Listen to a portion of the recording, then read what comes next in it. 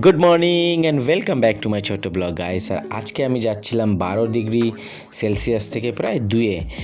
তো আজকে আমাদের জার্নি শুরু হয়েছিল সকাল প্রায় 4টের দিক থেকে, কেননা ফ্লাইট ছিল খুব সকাল সকাল। তো ফ্লাইটের জন্য বোটিং হয়ে গেছিলো আর খুব তাড়াতাড়ি আমি ফ্লাইটে উঠে গেছিলাম। উঠে যাওয়ার পরে রানওয়ে ক্লিয়ার হচ্ছিলো, কারণ আমি জানলার পাশে সিট পাইনি।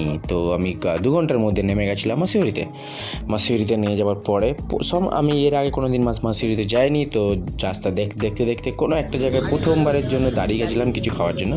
লাঞ্চেরও টাইম হয়ে গেছিলো, প্রায় 1টা থেকে 1:30 পর্যন্ত বেজে গেছিলো। তো এই জায়গায় আমরা দাঁড়িয়ে লাঞ্চটা করে নিয়েছিলাম। তারপরে আমরা মাসিউরিতে ঢুকে যাই একদম মল রোডের কাছাকাছি। মল রোড সেদিনে খুব একটা ভিড় ছিল না, কারণ সেদিন ছিল ফ্রাইডে। আর সেদিন আমরা সন্ধ্যেবেলা চলে গেছিলাম ম্যাল রোড রাত্রিবেলার দিকে ঘুরতে। ঠান্ডা ছিল খুব জোরালো, এখানে ব্যাপক ঠান্ডা। আর চারপাশ থেকে বিভিন্ন দোকান আছে, বিভিন্ন খাওয়ার জায়গা আছে, কিন্তু একটা জিনিস ছিল, এখানে খাওয়ার ছিল অত্যধিক দাম। যদিও শুক্রবার দিনকার অত ট্যুরিস্ট ছিল না, একটু হালকা ছিল। আমরা এই রেস্টুরেন্টে চলে গেছিলাম খুঁজতে অনেকক্ষণ খোঁজার পরে চলে গেছিলাম। আর এখানে জিঞ্জার লেমন টিটা ছিল খুব ভালো, যেটা আমি দেখাইনি।